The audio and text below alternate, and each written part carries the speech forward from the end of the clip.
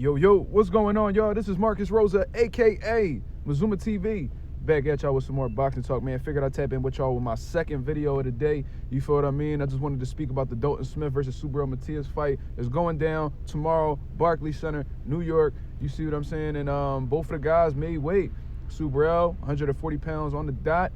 Dalton Smith came in around 139.6 pounds. You know what I mean? They're in shape. They're ready to go. Look like they both made some sacrifices to make the weight, but nonetheless, that is what comes with the territory. You see what I mean? It's going to be pretty interesting to see what Subriel does after this fight right here, man, because I ain't going to lie, them weight cuts look like they starting to catch up to Subriel. He looked a little crazy with the Albert Puello fight.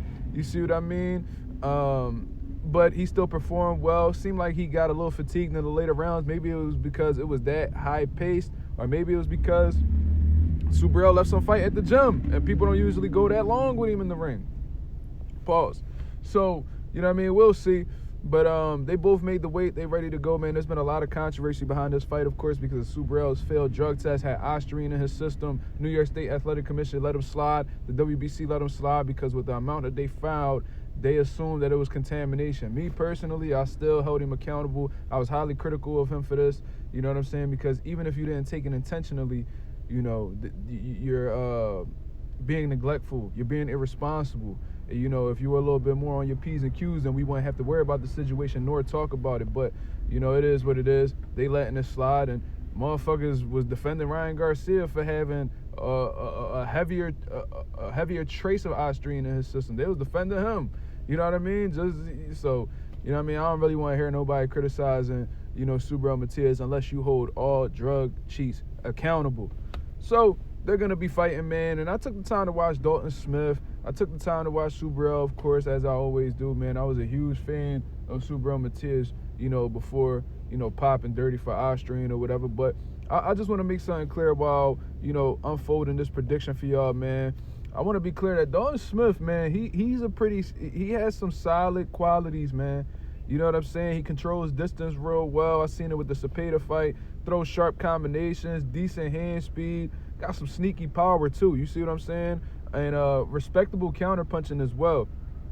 You know what I'm saying? But the issue is, when I was watching Dalton Smith, man, he fights at a really relaxed pace, and he really lacks intensity. And that could really hurt him against somebody like Subriel Matías. You know what I mean? Because Matías is a very heavy-handed pressure fighter whose pace actually intensifies as the rounds go on, right? He doesn't stop throwing punches, regardless of what's coming back at him. You see what I mean? He has a granite chin from what I've seen. He's been willing to eat shots, to give shots. You know what I mean? That's not a style that I find to be very comfortable to deal with, especially as a boxing trainer. But, you know, Subriel is beatable. But you're going to have to go through absolute hell in order to beat him. You see what I mean? Which means laying back and relying purely on boxing skill, that's not going to be enough for Dalton, man. Dalton going to have to show some grit. He's going to have to show some determination, that dog, you know what I mean, mental fortitude. And honestly, there hasn't been a single fight in Dalton Smith's career thus far that I've seen, y'all correct me if I'm wrong in the comments, that has shown me that he has those qualities at the level required to survive this nonstop attrition for Subriel. Smith may have some moments here and there. He might hit him with a clean shot, you know what I'm saying, especially early on in the fight. But once Matías closes that distance, ramps up the pressure, and forces like 50-50 exchanges, I expect the fight to break, you know what I mean, in Subriel Matías' favor. My final prediction on Subriel Matías, I think it's going to be a late stoppage, y'all, somewhere between rounds 9-10. Due to overwhelming pressure and accumulation, man. You know what I'm saying? I haven't seen anything on Dalton Smith's side that lets me know that he could deal with that type of pressure, that he could take a good shot. You know what I mean? He's been rumbling at a domestic level. Let's just keep it real. He hasn't been in there with any world-class fighters, in my opinion. You know what I mean? Like Jose Cepeda's best moments was knocking out, you know, Josue Vargas. You know what I mean? Who was merely a prospect. You know what I mean? And I believe he had gotten whooped by Regis Prograis prior to that. So, you know, I think Dalton Smith beat a diminished version of Jose Cepeda, if we being honest. You know what I'm saying? I just don't see what Dalton Smith brings to the table, unless he just has something in the tuck that, you know, his team knows about. You know what I mean? I've seen his team talking very, very cocky. You know what I'm saying? They've been talking crazy to Subriel, trying to get in his head. You know, Eddie Hearn saying that justice will be served, as if, You know what I'm saying? Subriel testing positive was an injustice in the sport of boxing. Meanwhile, you've defended drug teams on multiple occasions when they're in your stable. So just keep that energy consistent. That's all I'm asking for somebody like from Eddie Hearn. You know what I'm saying? If you're going to defend Conor Ben, you know what I'm saying, and try to make it seem like he was innocent because he went through the due process and all that, you know what I mean? You got to give Subriel Matías that same, you know, benefit of the doubt. You know what I'm saying? But, you know, most likely he's not going to do that because that's not his fighter.